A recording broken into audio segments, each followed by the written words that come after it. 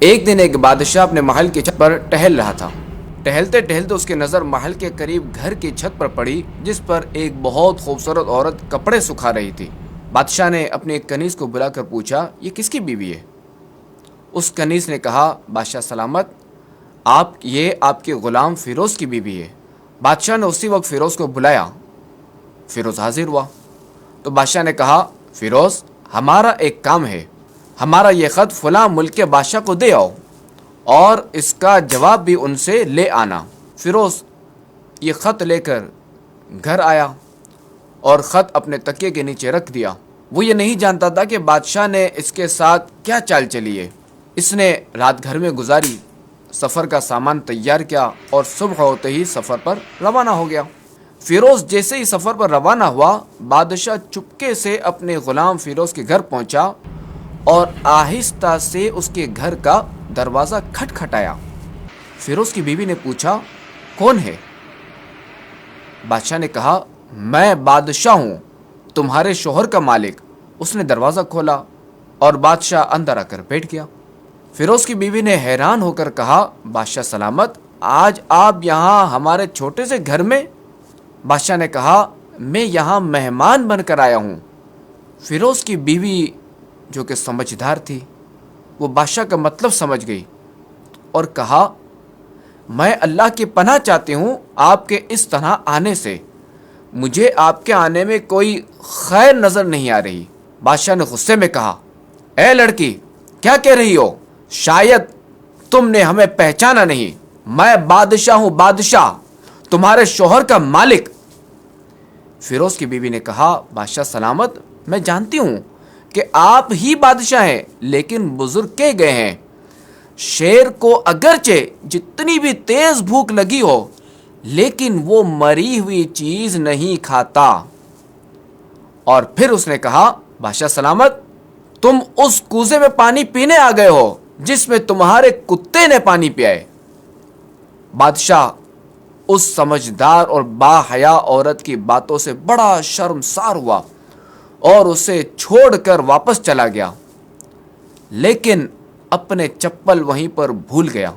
ادھر فیروز کو آدھے راستے میں یاد آیا کہ جو خط بادشاہ نے اسے دیا تھا وہ تو میں تکیے کے نیچے رکھایا ہوں۔ اس نے اپنے گھوڑے کو تیزی سے واپس موڑا اور اپنے گھر کی طرف لپکا تاکہ وہ خط لے سکے۔ فیروز جیسے ہی اپنے گھر پہنچا تو تکیے کے نیچے سے یہ خط نکالتے وقت اس کی نظر پلنگ کے نیچے پڑے ہوئے بادشاہ کی چپل پر پڑی۔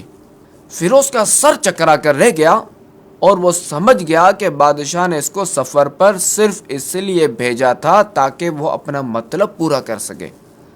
فیروز کسی کو کچھ بتائے بغیر چپ چاپ گھر سے خط لے کر نکلا اور چل پڑا، اور کام ختم کرنے کے بعد بادشاہ کے پاس واپس آیا تو بادشاہ نے اسے انعام کے طور پر 100 دینار دیے۔ فیروز دینار لے کر بازار گیا اور عورتوں کے استعمال کے قیمتی کپڑے، کچھ تحائف خریدے اور گھر پہنچ کر بیوی کو سلام کیا اور کہا، چلو تمہارے میکے چلتے ہیں۔ بیوی نے پوچھا، یہ کیا ہے؟ تو کہا، بادشاہ نے انعام دیا ہے اور میں جانتا ہوں کہ یہ پہن کر اپنے گھر والوں کو بھی دکھاؤ۔ بیوی، جیسے آپ چاہیں۔ بیوی تیار ہوئی اور اپنے والدین کے گھر اپنے شوہر کے ساتھ روانہ ہوئی۔ لڑکی کے گھر والے اپنے داماد اور بیٹی اور ان کے لائے ہوئے تحفوں کو دیکھ کر بہت خوش ہوئے۔ فیروز بیوی کو چھوڑ کر واپس آ گیا اور 1 مہینہ گزرنے کے بعد بھی وہ بیوی کو واپس نہ لایا اور نہ ہی اس کے بارے میں کوئی خیر خبر لی۔ اور پھر کچھ دن کے بعد اس کی بیوی کے بھائی اس سے ملنے آئے اور اس سے پوچھا، کیا آپ ہماری بہن سے غصے میں ہیں اور کیا ناراض ہیں؟ اگر ہاں تو اس کی وجہ بتائیں، یا پھر ہم آپ کو عدالت میں لے جائیں گے اور قاضی کے سامنے پیش کریں گے۔ تو اس نے کہا، اگر تم قاضی کے پاس جانا چاہتے ہو تو چلے جاؤ، لیکن میں نے اس کے تمام حقوق ادا کر دیے ہیں۔ لڑکی کے گھر والے اپنا کیس قاضی کے پاس لے گئے۔ قاضی اتفاق سے اس وقت بادشاہ کے پاس بیٹھا ہوا تھا تو قاضی نے فیروز کو بلایا۔ لڑکی کے بھائیوں نے کہا، اللہ کریم بادشاہ سلامت اور قاضی القضا کو سلامت رکھے۔ اور پھر جو ہے وہ لڑکی کے بھائیوں نے اپنا مقدمہ قاضی کے روبرو پیش کیا۔ قاضی صاحب، ہم نے ایک سرسبز باغ، پھلوں سے بھرا ہوا پورا درخت اور ساتھ میں میٹھے پانی کا کنواں اس شخص کو دیا تھا۔ اس شخص نے ہمارا باغ اجاڑ دیا اور ہمارے پھل کھا لیے، درخت کاٹ لیے اور کنویں کو خراب کر کے بند کر دیا۔ قاضی نے فیروز کی طرف دیکھا اور پوچھا، ہاں تو تم کیا کہتے ہو اس بارے میں؟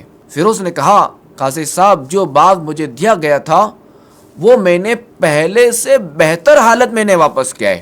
قاضی نے لڑکی والوں سے پوچھا، کیا اس نے پہلے سے اچھی حالت میں تمہیں باغ نہیں دیا؟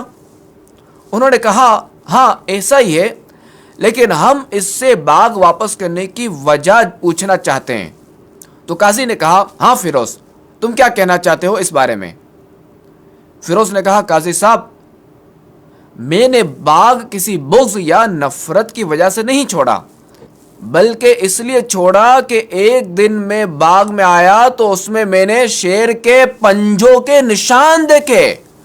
مجھے خوف ہوا کہ شیر کہیں مجھے کھا نہ جائے، اس لیے میں نے باغ میں جانا بند کر دیا۔ بادشاہ جو ٹیک لگا کر یہ سب کچھ سن رہا تھا، اب صحیح ہو کر بیٹھ گیا اور کہا، فیروز، اپنے باغ میں اطمینان سے جاؤ، واللہ اس میں کوئی شک نہیں کہ شیر تمہارے باغ آیا تھا، لیکن وہ وہاں پر نہ تو کوئی اثر چھوڑ سکا، نہ اس باغ کا کوئی پتا توڑ سکا اور نہ ہی کوئی پھل کھا سکا، اور وہ شیر وہاں پر تھوڑی دیر رکا تھا اور پھر مایوس ہو کر لوٹ گیا تھا۔ اور خدا کی قسم، تمہارے باغ کے آس پاس جتنی مضبوط دیواریں میں نے دیکھی، ایسی دیواریں کہیں نہیں دیکھی۔ یہ بات سن کر فیروز اپنے گھر لوٹ آیا اور اپنی بیوی کو بھی واپس لے لیا۔ دیکھا آپ نے، نہ تو قاضی کو اور نہ ہی کسی اور کو پتا چلا کہ اصل ماجرا کیا ہے۔ اور اس مختصر واقعے سے سبق یہ ملتا ہے کہ اپنے گھروں کے راز کسی پر ظاہر نہ ہونے دو۔ دوسرا یہ کہ حیا ایمان کا ایک حصہ ہے، کیونکہ حیادار شخص گناہوں سے باز رہتا ہے اور فرائض کو انجام دیتا ہے، اور یہ سب اللہ پر ایمان کے سبب ہوتا ہے۔ جب دل ایمان سے بھرا ہوا ہو تو وہ آدمی گناہوں سے رکتا ہے۔ اور یہ یاد رہے کہ عورت اس بات کی امین ہوتی ہے کہ شوہر کی غیر موجودگی میں شوہر کے مال اور گھر کی حفاظت کے ساتھ ساتھ اپنی عزت و آبرو کی بھی حفاظت کرے۔